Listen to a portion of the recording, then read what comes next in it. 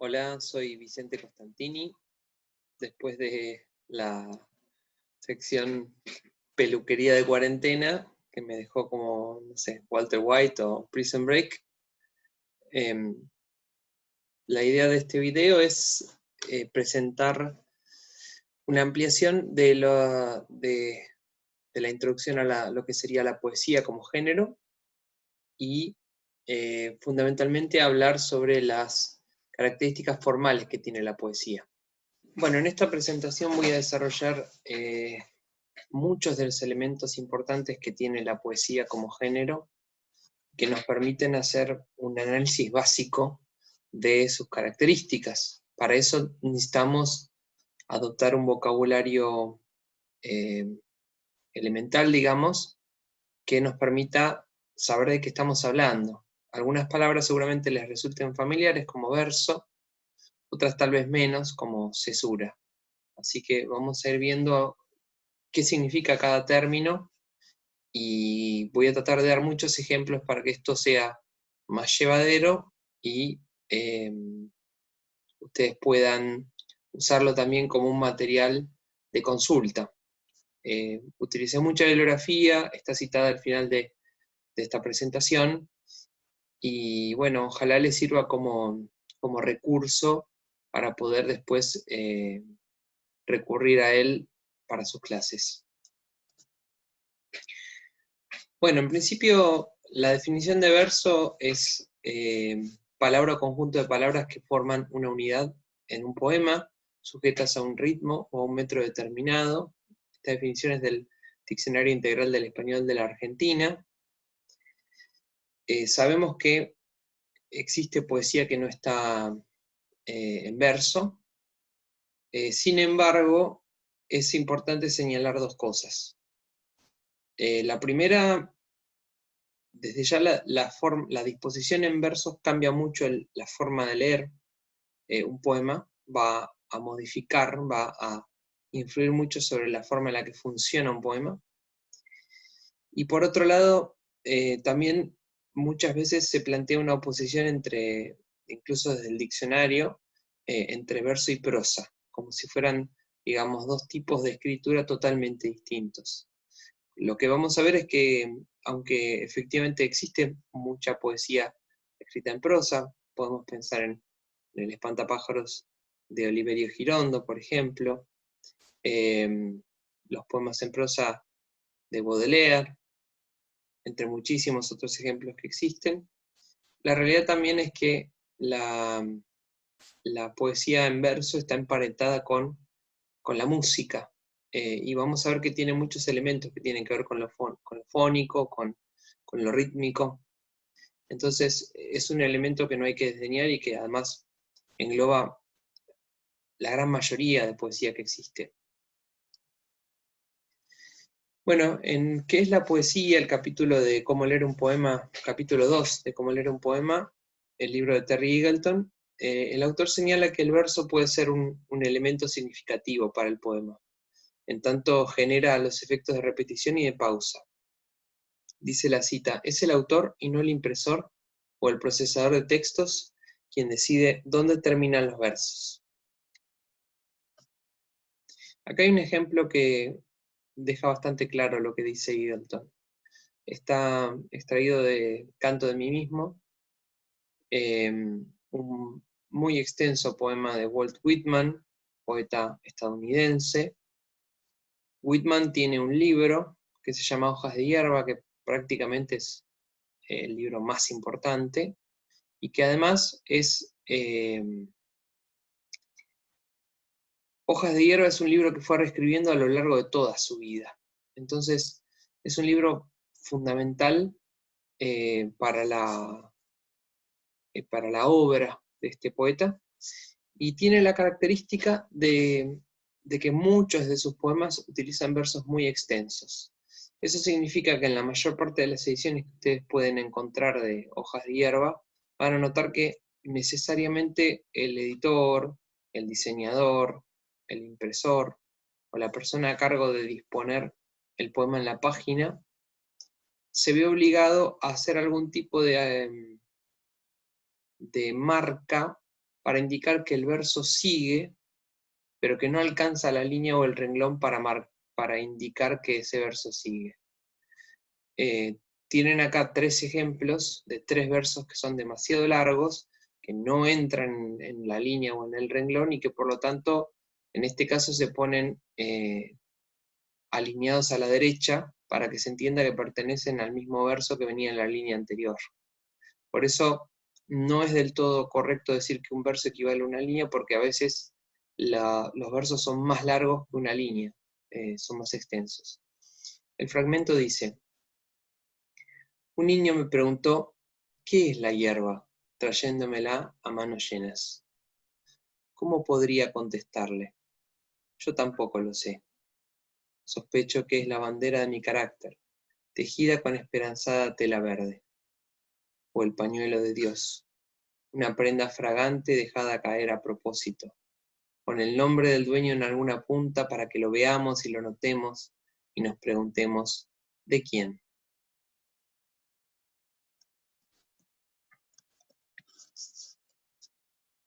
Acá hay otro ejemplo, pertenece al libro Soldados de Gustavo Caso Rossendi, con el que vamos a trabajar. El poema es un poema que se llama Monte Longdon. Cuando uno lo ve en el libro, lo ve exactamente así como lo transcribí, es decir, es un continuo, digamos, de palabras, sin ningún signo de puntuación, sin ninguna, nada que lo interrumpa, nada que lo corte, es decir, que se lee como una especie de fluir, y un poco como pasa con el fluir de la conciencia en los monólogos interiores cuando no hay signo de puntuación. Es el lector el que tiene que ir poniendo las pausas para poder tener un poco de aire mientras va leyendo. El poema se leería más o menos así. Es como un corso, es como si fuera el último febrero desde una vitrola oxidada. Canta Castillo, siga el baile. Una mujer con rostro de ibis pasea en el chingui chingui. Llueven serpientes de papel. La avenida con lamparitas de colores, Gualeguaychú todo nevado. Pero no le parece raro, porque sabe que le tocaba mirar hacia el frente. Y ganas de tomarse una cerveza y un cabeceo y otro más. Y ahí está, buscando a la Marcela entre la gente, pero una estatua lo detiene, le besa la frente, la bufanda se le escapa como un pájaro ciego, se va enganchando entre las ramas, se deshilacha escocesa en el cielo, y llega un frío oscuro, oscuro, oscuro, y ya no puede enterarse de aquel filo que se le apoya en la garganta justo cuando se encienden los primeros alaridos de la noche. Esto que en principio parece un poema en prosa, extenso, a mí me sorprendió cuando le pudimos hacer una entrevista al autor en la Escuela Santa Lucía de Tolosa hace algunos años, que Caso Rossendi dijo que para él era un poema de un solo verso, pero que era un verso muy largo. Es decir, que acá estaría como dándole la razón a Eagleton cuando dice que en definitiva la extensión de los versos no depende de las decisiones del impresor o del editor, sino del autor o autora. Y me llamó mucho la atención esa definición, esa idea de que un verso pueda ser tan largo que ocupe prácticamente la extensión de un párrafo y tantas líneas. Con respecto a eso y ampliando un poco la idea, Susana Reyes de Rivarola, en su texto, en su artículo Texto literario, texto poético, texto lírico, elementos para una tipología, marca la relación que tienen el verso y la poesía como género, el texto poético, con lo que serían las artes visuales. Y dice, la proximidad de los sistemas artísticos que trabajan con medios visuales se muestra en todos aquellos textos en los que una parte sustancial de las informaciones primarias y secundarias se deriva de una especial división y distribución de los signos gráficos en el blanco de la página. Es decir, que va a ser muy importante como elemento en la poesía escrita y particularmente en la poesía contemporánea o moderna, vamos a decir, fin del siglo XIX, principio del siglo XX para acá, el uso que hacen los poetas y las poetas del blanco de la página como un elemento más, como si fuera una especie de lienzo de la obra plástica, en el cual se pueden disponer los signos y generar distintos efectos de lectura. Voy a darles algunos ejemplos con libros escaneados. Este es un libro de Verónica Laurino, se llama Ruta 11, y como pueden ver hay 4 poemas breves en el lado izquierdo de la página, 4 poemas breves en el lado derecho, y no solamente genera un impacto por la brevedad que tienen, sino también por la forma en la que dispone a izquierda y a derecha cada poema, ¿no? Entonces uno va como saltando en diagonal de izquierda a derecha y de arriba hacia abajo. Eso genera, digamos, un tipo de lectura y un impacto visual bastante distinto y bastante particular, que si estuviera todo alineado a la izquierda como suele suceder, ¿no? La primera página, la página 30, dice: Manchones, así lo llamaste, al paisaje natural, fragmentos sin cosechar. La arcada de bienvenidos al pueblo, hierros retorcidos por el viento. Plantada sobre el trigo, se elevaba la torre de alta tensión, escuchaba el sonido de la electricidad. La laguna y las garzas, el basural, los barrios, soluciones civiles.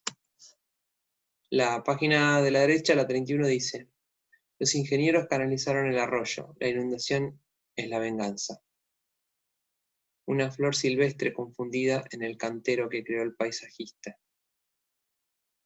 Defendiendo su propia peligrosidad desde Semana Santa, Gendarmería custodia la Ruta 11. El campo, ¿necesita el alambre de púa? Bueno, todos estos son poemas muy breves, algunos tienen cierta semejanza con el haiku, una forma en la que voy a hablar al final de esta presentación. Este es un poema de otra autora, Mercedes Roffé. El libro se llama Canto Errante, y acá el trabajo sobre el espacio tiene que ver con, sobre todo, cómo se van corriendo los versos de izquierda a derecha, ¿no? Eso también genera, de nuevo, un impacto visual. Dice: éramos las 2 lenguas de un monstruo batiéndose en la misma bóveda febril y desdentada. Oh amantes, oh violencia del vientre en la creación, ¿bajo qué signo aciago hemos nacido? Margen, margen, antes o después de la ceguera, y el vino brota de las cuencas vacías, vaciadas, negras, si al menos existieras. Y por último, otra vez volviendo al haiku, este es un ejemplo de Haikus de Guerra, un libro de Martín Raninqueo. Fíjense todo el espacio en blanco que deja el poema en la página, y eso para mí también hace un impacto visual muy fuerte.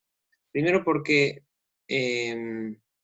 se jerarquiza, por decir así, cada poema mucho más, se le da un espacio muy grande, y eso hace que el lector se concentre mucho en ese único poema y en ese único texto. A mí personalmente, en el contexto de este libro, también me sugiere, bueno, la imagen de la nieve, que aparece tanto en el libro Soldados de Tasso Rossendi como en Haikus de Guerra, ¿no? Por la referencia al clima que soportan los soldados en Malvinas durante la guerra. Entonces, me parece que acá el elemento del blanco de página se resignifica y tiene como más potencia incluso. El haiku dice: nadie a la vista salvo la niebla que está borrando el Longdon. De nuevo una referencia al monte Longdon que aparecía también en el poema de Tasso Rossendi. Bueno, ¿qué es una estrofa? La estrofa, según el Diccionario Integral del Español de la Argentina, dice: cada una de las partes de una composición poética o musical, formada por un conjunto de versos con una estructura que suele repetirse a lo largo de la composición, y a eso hay que sumar, más allá de que sean efectivamente las estrofas partes de un poema o de una canción, que por lo menos en un poema puesto por escrito, lo que marca el final de una estrofa y el principio de la siguiente es el uso del espacio en blanco. Por eso vuelvo a insistir con la importancia del uso de la página que tiene en la poesía escrita, ¿no? Es más difícil cuando uno escucha un poema oral, a menos que haya una pausa muy larga, darse cuenta cuándo termina o empieza una estrofa. Con respecto a la métrica. La métrica es la forma de medir un verso en poesía. Y el español, como el francés, como el italiano y como el portugués, mide los versos por las sílabas, no por la cantidad de palabras, no por la cantidad de caracteres, sino por la cantidad de sílabas que tiene cada verso. Y eso tiene que ver con no solamente la cantidad total real de sílabas que hay, sino también con el acento final que tenga ese verso. Lo vamos a ver ahora. Este es un ejemplo de un poema de Raúl González Tuñón, que se llama La calle del agujero en la media.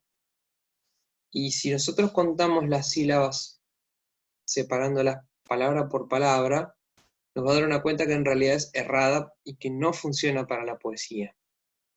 Porque hay dos elementos que tenemos que tener en cuenta para contar las sílabas de un verso, que son la sinalefa y el acento final. Si nosotros, bueno, lo voy a leer primero, dice: yo conozco una calle que hay en cualquier ciudad, y la mujer que amo con una boina azul. Yo conozco la música de un barracón de feria, barquitos en botellas y humo en el horizonte. Yo conozco una calle que hay en cualquier ciudad.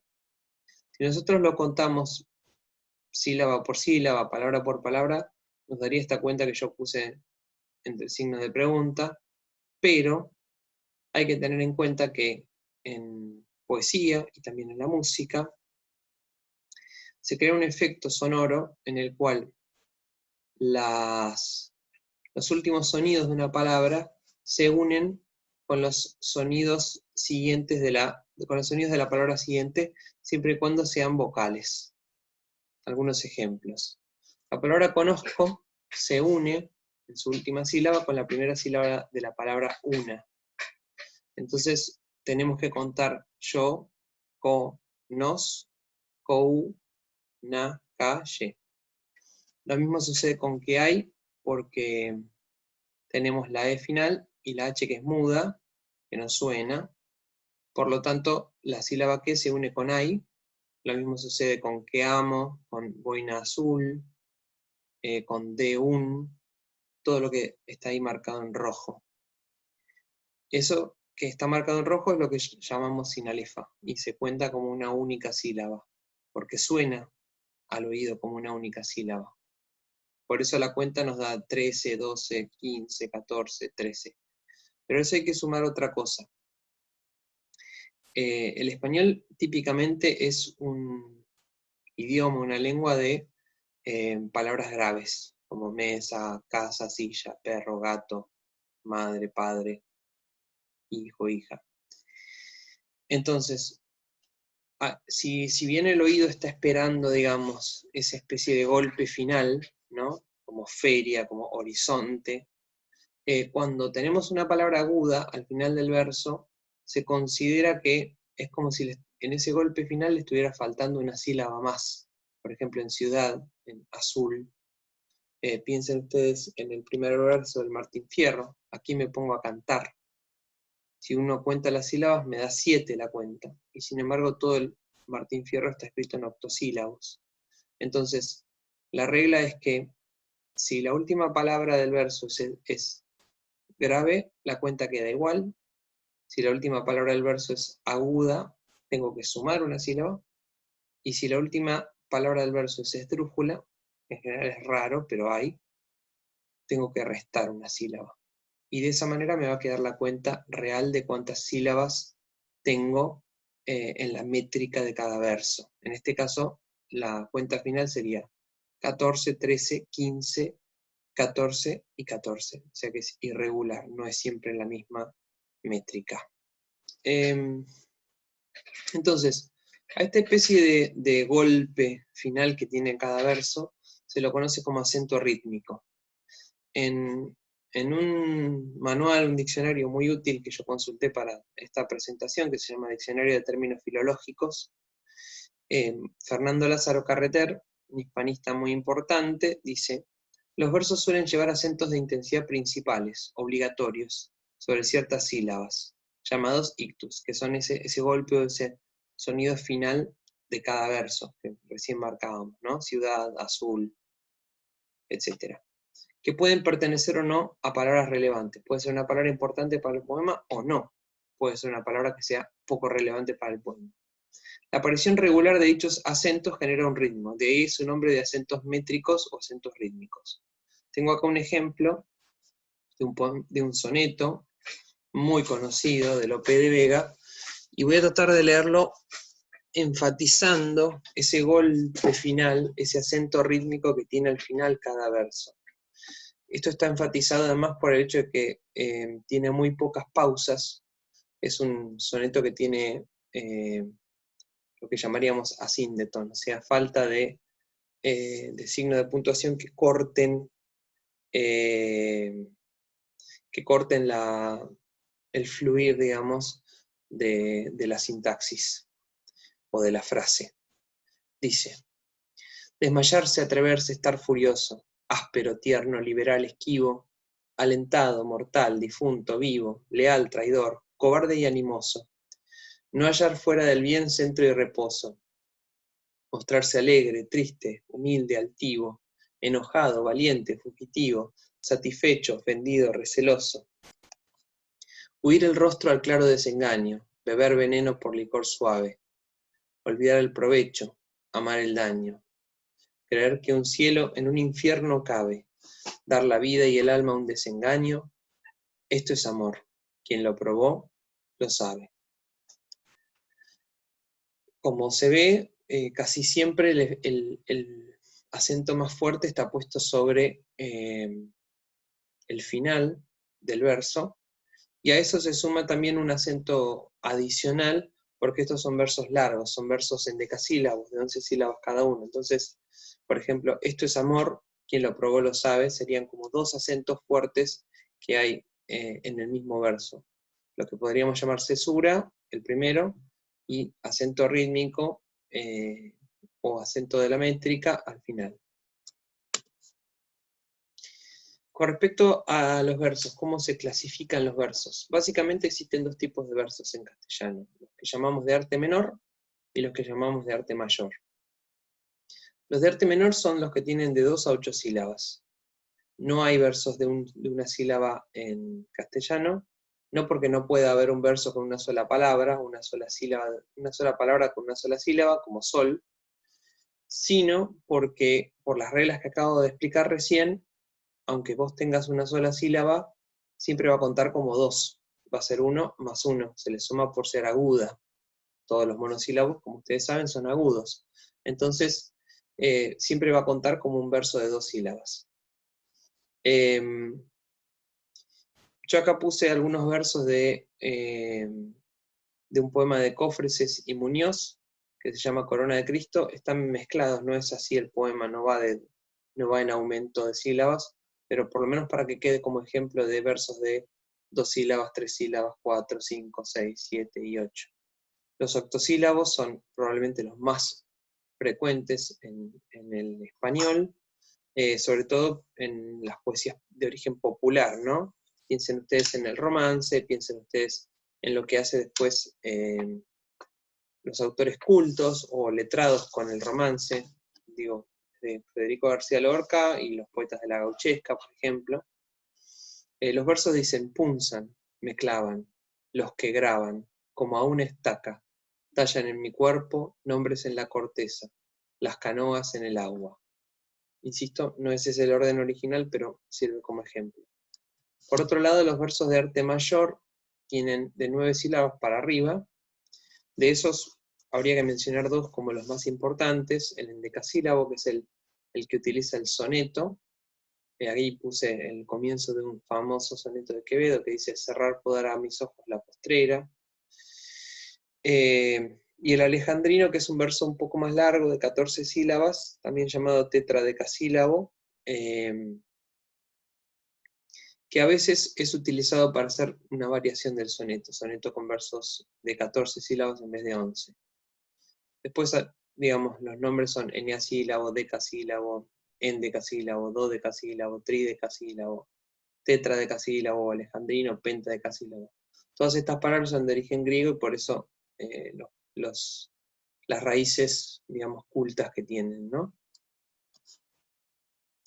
Bueno, entonces llamamos, así como hablaba hace un rato del acento al final del verso, necesariamente después de ese acento o ese golpe al final, que enfatiza la última palabra, hay una pausa.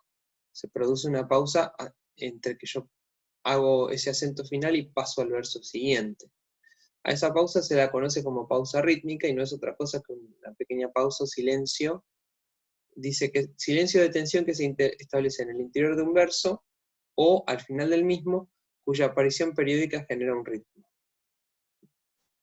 Y por otro lado, digamos, si vos tenés versos de arte mayor o largos, de más de 9 o más sílabas, típicamente vas a tener una pausa interna que se llama cesura y esa pausa final llamada pausa rítmica. Dice la definición del Diccionario Integral del Español de la Argentina. La pausa interna llamada cesura aparece en versos largos como los dodecasílabos de 12 sílabas y los alejandrinos de 14 sílabas. Perdón, se me fue ahí. La cesura produce en estos versos una doble acentuación melódica, porque tienen un acento rítmico en la penúltima sílaba antes de la cesura y en la penúltima sílaba del final del verso. O sea, hay dos acentos, uno interno y otro al final. Algunos autores han enfatizado incluso estos acentos con el uso de rimas internas en los versos, encerrando una cláusula en cada hemistiquio al utilizar las cesuras como si fueran finales de versos. Bueno, no voy a dar un ejemplo de eso porque ya es demasiado técnico y complicado, pero es cierto que vos podés tener una rima con el final del verso y con la mitad del verso. No es lo más frecuente, pero hay. Yo acá tomé un ejemplo del famoso poema 20 de Pablo Neruda, que está en 20 poemas de amor y una canción desesperada, libro fundacional del muy joven Neruda, y el poema dice: puedo escribir los versos más tristes esta noche.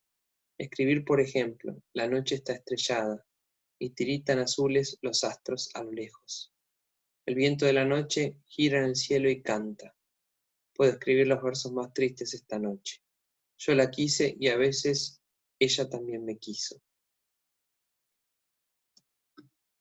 Si yo hago la cuenta de la cantidad de versos, me da que son todos alejandrinos. Son todos versos de 14 sílabas con una rima asonante, digamos. No es una rima muy marcada, es una rima en la que coinciden solo las vocales, y no siempre. Por ejemplo, estrellada y canta, ¿sí?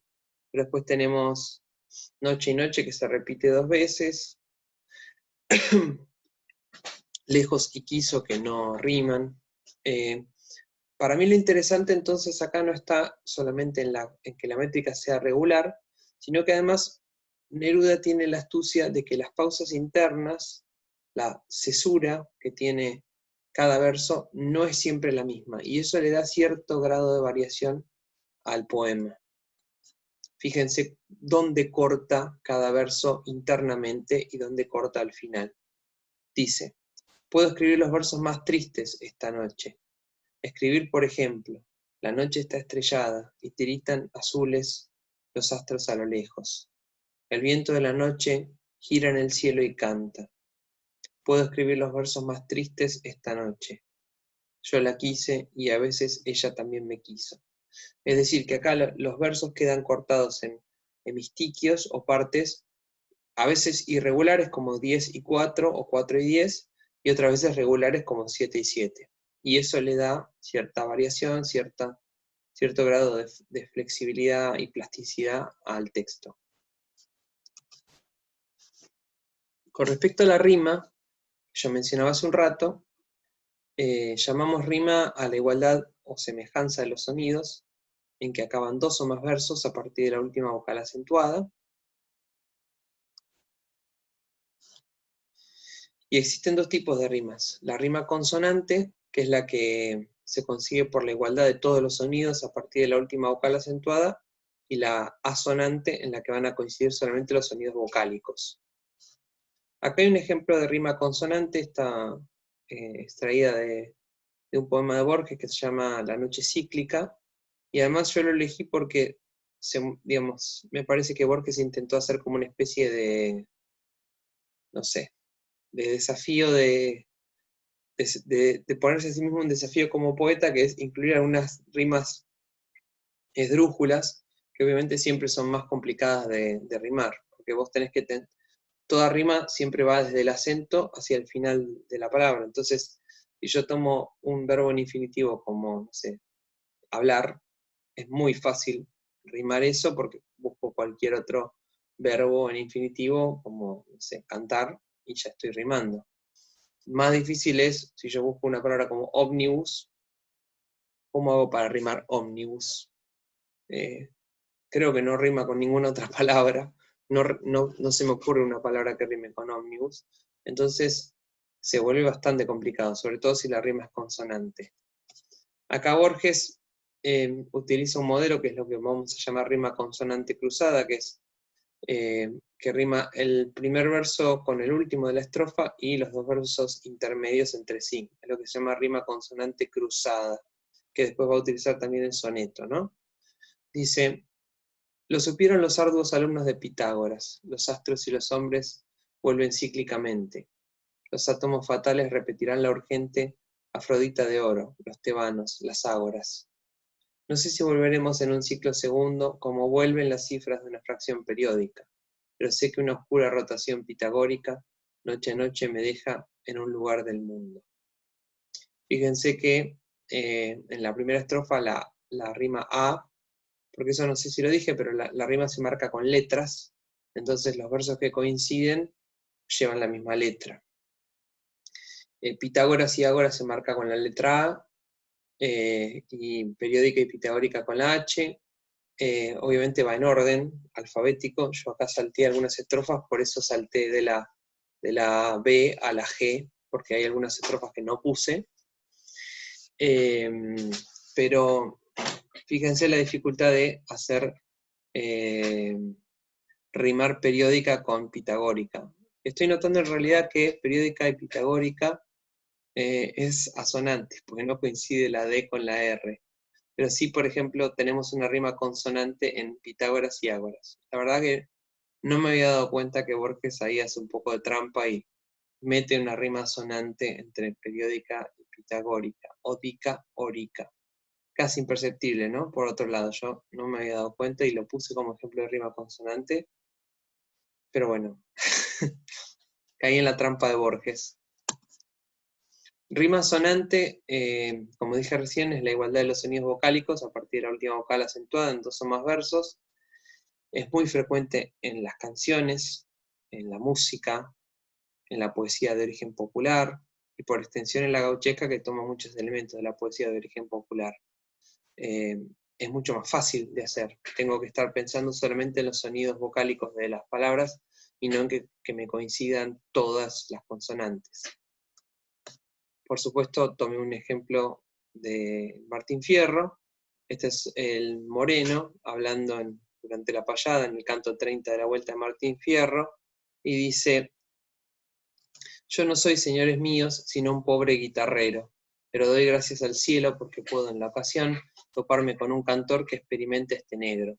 Acá tenemos lo que se llama la sextina hernandiana, que es esa estrofa de 6 versos cuyo primer verso es libre, y después los 5 restantes forman primero una especie de centro con dos pareados, BB y CC, que lo interesante del hallazgo de Hernández es hacer que esos dos primeros versos, esos dos versos rimados, B y B, vuelvan a aparecer con la rima B al final. Entonces, empieza muy libre y termina como muy cerrado, muy trabado sobre sí mismo. Eso lo analiza muy bien Ezequiel Martínez Estrada en Muerte y Transfiguración de Martín Fierro.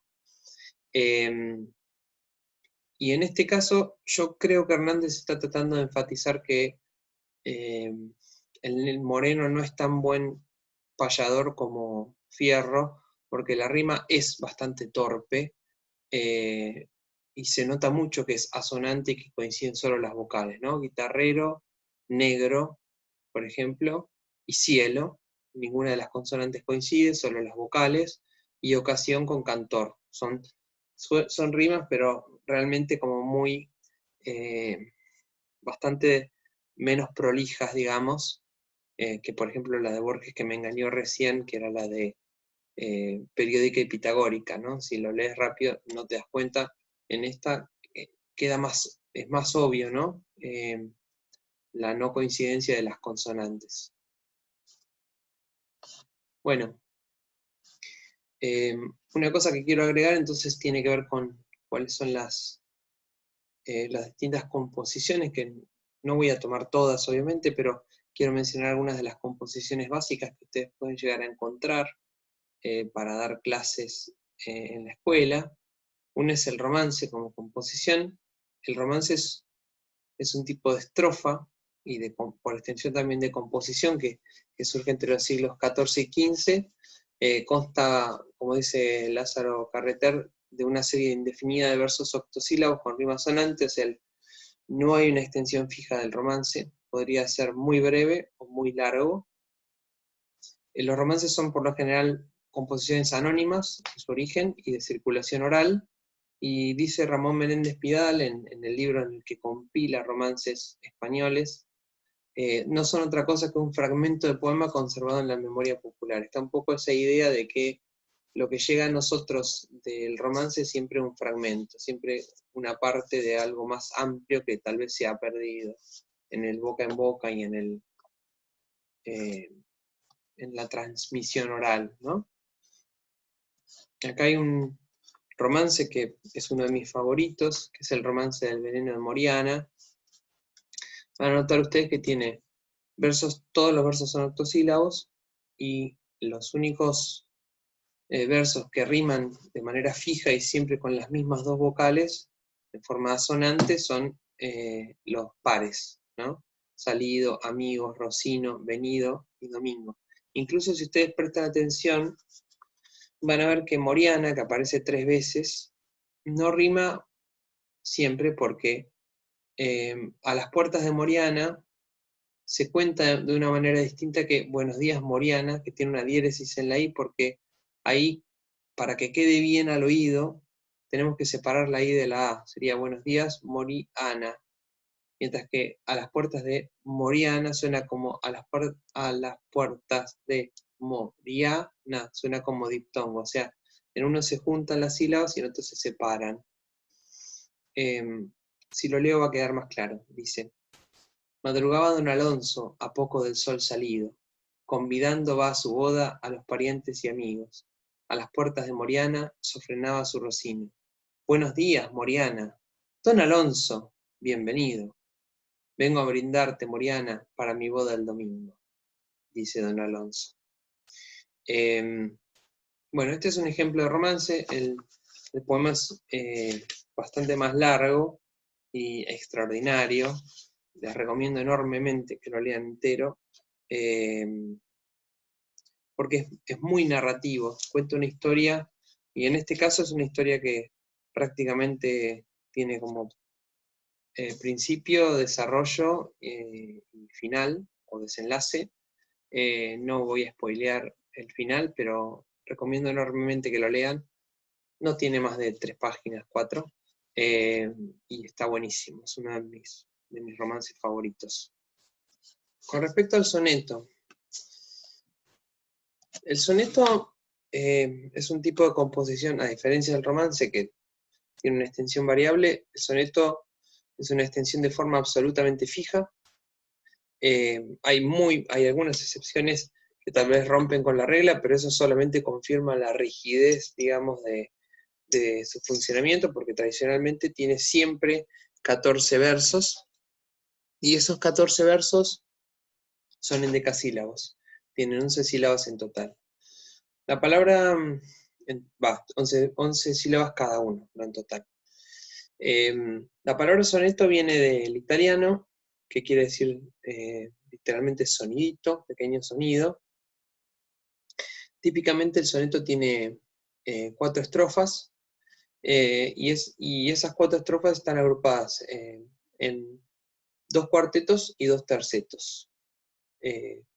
Los 2 cuartetos suelen ser ABBA o ABBA o ABAB, es decir, el tipo de rima que tienen, y después hay bastantes combinaciones con respecto al final, de cómo terminar el soneto con los tercetos. Hay varios esquemas de rima posibles. Y en general siempre poseen rima consonante.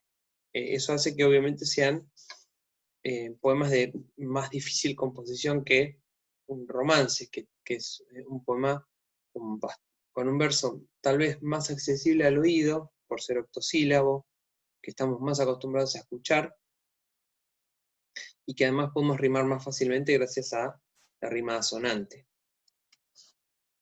Este es un ejemplo de soneto de estilo italiano. El soneto empieza en Italia y después amplía su área de influencia a Portugal y a España. Lope de Vega, en el soneto que yo les había leído antes, trabaja acá con el estilo italiano. Utiliza básicamente 4 tipos de rima que marqué con las 4 letras A, B, C y D. En los cuartetos repite la misma rima que es ABBA, y en los tercetos combina a modo de alternancia CD, CD, CD. Entonces eso le da bastante trabazón, digamos, al final del poema. La voy a leer otra vez. Dice: desmayarse, atreverse, estar furioso, áspero, tierno, liberal, esquivo, alentado, moral, difunto, vivo, leal, traidor, cobarde y animoso. No hallar fuera del bien centro y reposo, mostrarse alegre, triste, humilde, altivo, enojado, valiente, fugitivo, satisfecho, ofendido, receloso. Huir el rostro al claro desengaño, beber veneno por licor suave, olvidar el provecho, amar el daño. Creer que un cielo en un infierno cabe, dar la vida y el alma a un desengaño, esto es amor, quien lo probó lo sabe.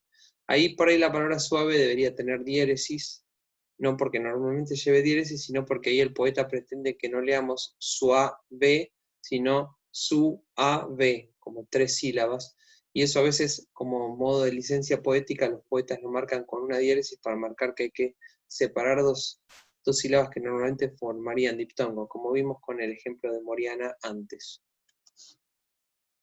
Otro ejemplo acá tenemos en un autor argentino que se llamaba Enrique Banchs.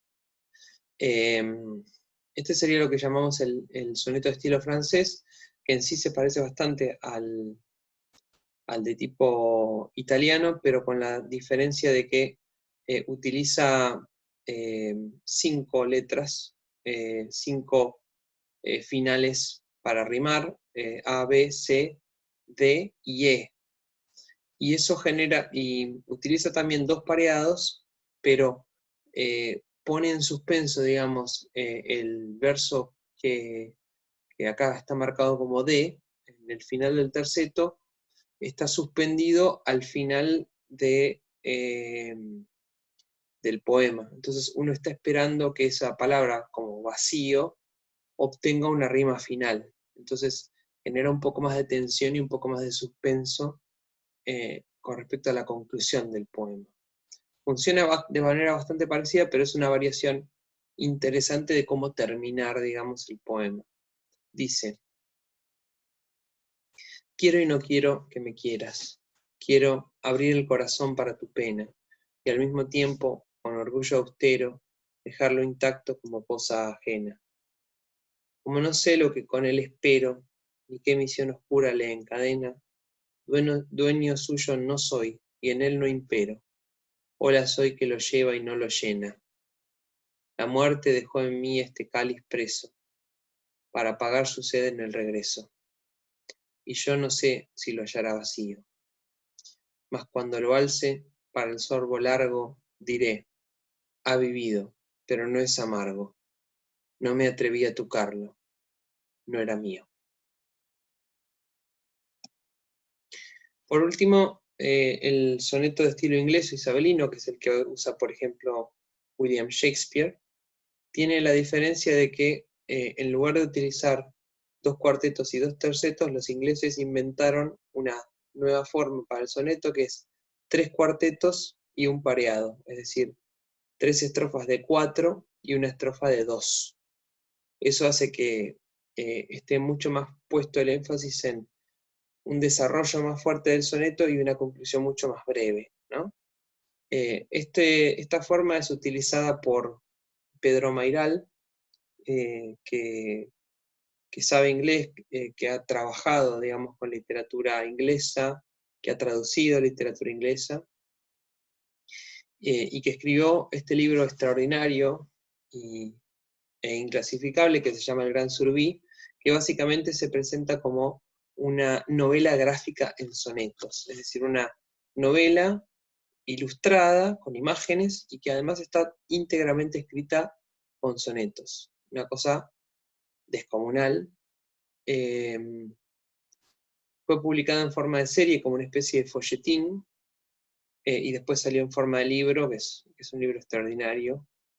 Yo vengo repitiendo que para mí fue el mejor libro de esa década, entre otras cosas porque me encanta provocar y me gustaría que alguien me diga, no, el mejor libro fue tal otro, ¿no? O sea, decir eso siempre es una arbitrariedad y una irresponsabilidad, pero está bueno para que podamos ponernos a discutir y decir, no, para mí fue tal otro. En este fragmento el narrador, que se llama Ramón Paz, está contando cómo se escapa con el Gran Surubí, que es una especie de Moby Dick criollo, se escapa con él por el río, y dice: cantando por el río Paraná venía navegando lento un piojo, con un hachazo mágico en el ojo y una flor encendida en el ojal. Tiraba arriba al surubí, quizás era una hembra que subía a desovar los huevos de su cría a las aguas del norte guaraní. Dormíamos de día el pez y yo, arrimados a zonas medio bajas, entre juncos y piélagos y pajas. Pasaron días, nadie me encontró. De noche, cuando el cielo deja huellas, el surubí nadaba en las estrellas. A mí una cosa que me encanta del Gran Surubí y de la forma en la que compone sonetos Pedro Mayral es que como no utiliza signo de puntuación, eso le da mucha más libertad de lo que es el soneto tradicional, que muchas veces se guiaba por los cortes de las estrofas y puntuaba, hacía coincidir el corte de estrofa con el corte de frase. Mayral se desentiende totalmente de eso y maneja con mucha libertad el soneto, de manera que los cortes y la puntuación, además de que los tiene que hacer el lector, de algún modo los tenés que ir descubriendo mientras lees. A mí eso me gusta muchísimo y me parece que también consigue unir lo clásico o digamos, lo moderno con lo contemporáneo. Es decir, los elementos de lo que era antes el modernismo o todo lo anterior a las vanguardias es unido también con un elemento más contemporáneo, que es el uso el uso de minúsculas o la falta de signo de puntuación. Bueno, por último, el haiku como forma es un poema de origen japonés que surge entre los siglos XVI y XVII. Surge como un desprendimiento del tanka, que era un poema más extenso, que tenía 2 estrofas y 31 sílabas, y el haiku se convierte en una versión abreviada del tanka. El haiku no posee rima, no posee título, su forma es extremadamente breve y se compone de 3 versos que están agrupados en una única estrofa. Acá hay un ejemplo de un poeta japonés que dice: fue darme vuelta y el hombre que cruzaba se hizo niebla, de Shiki, poeta del siglo XIX, casi principio del XX. Bueno, el haiku nos muestra apenas un instante, es como una fotografía, algo que congela un momento en el tiempo. Acá hay 2 ejemplos, uno de Benedetti y otro de Raninqueo, que dice: cuando mis ojos se cierran y se abren, todo ha cambiado. Y el otro, de Raninqueo, dice: nadie a la vista, salvo el viento jugando con una olla. Tradicionalmente el haiku está asociado con las 4 estaciones, con ciertos elementos de la naturaleza que son importantes para la cultura japonesa, como el cerezo, la nieve, las ranas, los peces. Acá hay un ejemplo de Naito Yoso, o Joso, no sé cómo se pronunciará, que dice, bajo las aguas descansan en la roca las hojas muertas. Acá hay muchos elementos de la naturaleza que son importantes para la cultura de Japón. Así todo, en los últimos siglos, el 20 y el siglo actual, distintos autores occidentales se interesaron en la forma del haiku y escribieron haikus en su propio idioma, en inglés, en castellano, referidos a elementos de su propia cultura. Acá hay dos ejemplos del libro 100 haikus de Santiago Espel, que tienen obviamente elementos mucho más urbanos, locales, con los que el lector se puede identificar más fácilmente, por lo menos el lector argentino contemporáneo. Salgo del subte, afuera los naranjos prenden la noche, es el primero, y el otro dice, baja la siesta, se termina el asado, llegan las moscas. El haiku tradicional tiene 17 sílabas en total, y la distribución convencional y más habitual es la de 5, 7 y 5. Acá hay un ejemplo de Shiki que dice 40 grados, en su fiebre el enfermo sigue en verano. Por supuesto, es un desafío siempre para el traductor, si estamos traduciendo del japonés al castellano, tratar de respetar esas 17 sílabas. Muchas traducciones no lo hacen y tratan de quedarse con la forma de los 3 versos y el contenido del poema. Me parece a mí que cuando uno está escribiendo en su propio idioma, por ejemplo en castellano en este caso, ahí sí debería tomarse el desafío de respetar la regla de las 17 sílabas en total. Lo hacen Spell, lo hace Benedetti también. Bueno, esta es la bibliografía. Me llevó muchísimo tiempo preparar esta presentación, había mucho para decir y muchos ejemplos que yo quería dar. Después igual voy a poner al final en la descripción del video, voy a poner toda la bibliografía por si alguno la quiere consultar. A decir verdad, tenía la vana ilusión de que iba a entrar toda esta información y también algunas cosas referidas a recursos poéticos o estilísticos. Después me di cuenta de que no iba a poder ser, así que voy a tener que preparar otro video más, que sería precisamente de ejemplos de muchos de los recursos poéticos, retóricos, estilísticos, que suele utilizar mucho la poesía como género, por ejemplo, la metáfora, la comparación, la metonimia, etc. No son exclusivos de la poesía, pero por supuesto aparecen mucho y en todo caso están como amplificados, digamos, en su importancia por el género, ¿no? Que le presta mucha más atención a la forma y al decir. Bueno, eso sería entonces todo por ahora y los espero en el próximo video.